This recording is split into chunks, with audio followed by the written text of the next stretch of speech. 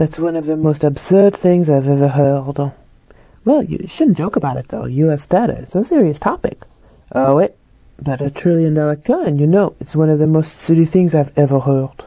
And believe me, I've heard a lot. Mostly on this show. Well, just try to cover it objectively. Don't worry, I'll cover it as objectionably as possible. I mean objectively, just, give the facts.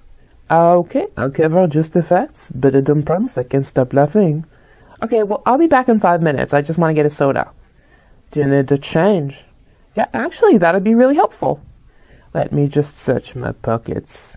I can lend you this $1 trillion coin. For Pete's sake, Marcel. You can't take one thing seriously. Yeah, just poof. I'm turning into him. I know. We're going to need a very big couple. Where are you going? The show's starting. Are you vexed? I think he's vexed. It's okay, I'll make it up later. Jacques, he's okay. Hello, and welcome to Monkey Business. This is Monkey Business for January 11th, 2013. And in today's afternoon coffee newser, we have shares in movie site Netflix were up $3.29 by market close, despite a federal appeals court ruling on a suit brought against the Postal Regulatory Commission by gaming site GameFly. GameFly alleged that Netflix, which mails DVDs to subscribers in addition to live streaming, received special treatment by the U.S. Postal Service, or USPS. They also claim that because they include cardboard inserts to protect their shipments versus Netflix, which ships in plain paper envelopes, they incur more in postage fees. GameFly CEO David Hostess commented in a 2011 complaint to the Postal Regulatory Commission, which oversees the USPS, at the company's current volume of approximately 1.2 million shipments per month, the difference between the 2-ounce flats rate of $1.05 that GameFly must pay to avoid automated letter processing for most of its DVD mailers, and the 1-ounce letter rate of 44 cents that Netflix pays to avoid automated letter processing of returned mailers amounts to about $730,000 US. The U.S. Court of Appeals for the D.C. Circuit ruled today that the Postal Regulatory Commission had not done enough to address the issue, saying the Commission must either remedy all discrimination or explain why any residual discrimination is due or reasonable. However, in the meantime, shipping rates for both companies will remain the same. In other Netflix news, the company recently inked a licensing agreement with entertainment company Time Warner's Warner Brothers Television Group, bringing a full slate of popular Warner Brothers television shows to the Netflix site. For more on that deal, just click here. Netflix reports fourth quarter 2012 earnings on its investor relations site on January 23, 2013 at 1 p.m. Pacific Standard Time, that's 4 p.m. Eastern Standard Time. For more links on any of these Netflix threads, just check the info box. In technology news, Aaron Swartz, who co-authored the RSS 1.0 specification of RSS, or Rich Site Summary, and created Infogami, a company that later merged with internet community site Reddit, has died aged 26. For more details on the full story, check the links in the info box. In pharma news, stock in biopharmaceutical company Telik zipped up 105.52% on news that the U.S. Food and Drug Administration, or FDA, has granted orphan drug designation to its product candidate Telintra. Orphan drug designation grants potential U.S. market exclusivity to a drug for the treatment of a specified condition for a period of 7 years following FDA marketing approval. Telik's Telintra would be used in the treatment of myelodysplastic syndromes, or MDS, a group of diseases that affect the bone marrow and blood. About 10,000 to 15,000 people are diagnosed with MDS in the United States each year, according to the National Marrow Donor Program. There are currently treatments for the disease set, but no cure. FDA-approved drugs already on the market include Vidaza and Revlimid, produced by Celgene, and Aztecs Pharmaceuticals' Dacogen. Business information company Global Data estimates that the MDS market was valued at $652.6 million US dollars in 2010 and forecasts it to grow at a compound annual growth rate of 12.2% to reach $1.5 billion US dollars by 2017.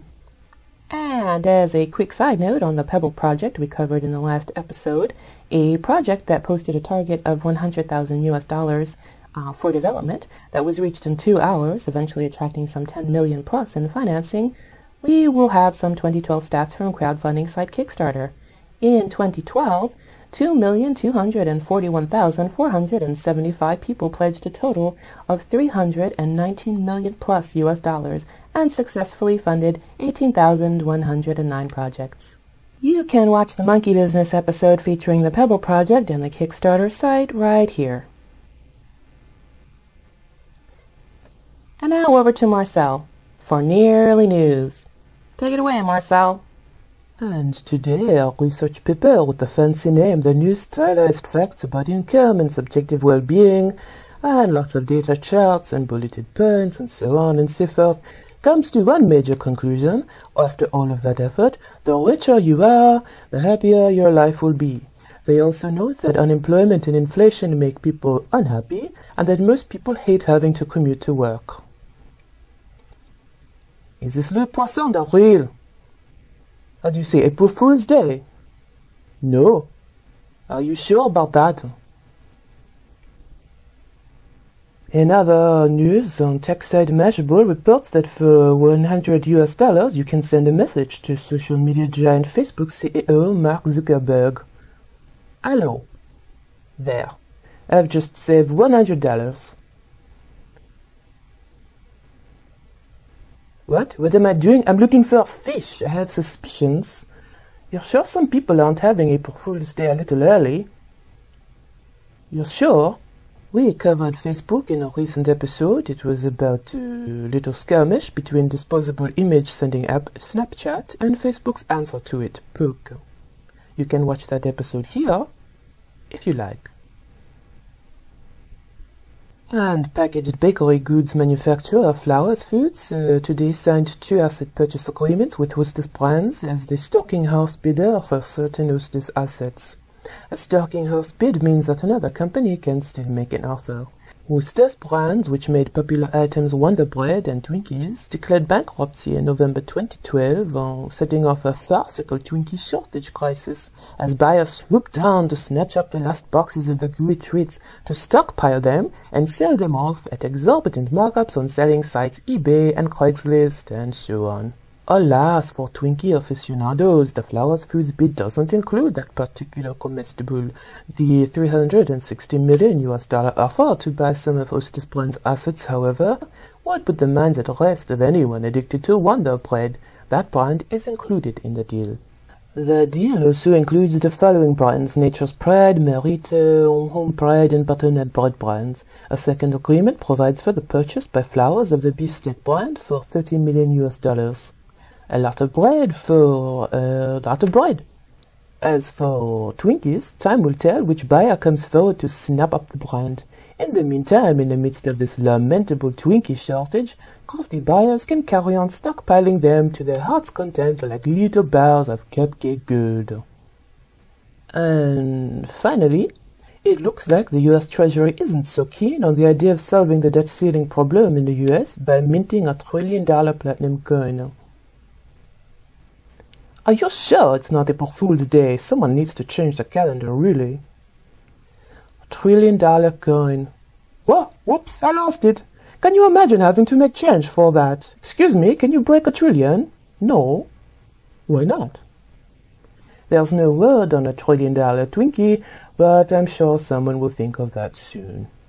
And that's today's Monkey Business. Take care, folks. It's a ridiculous world out there. What? No, I'm not going to chip in to buy a message to Facebook. Or a Twinkie.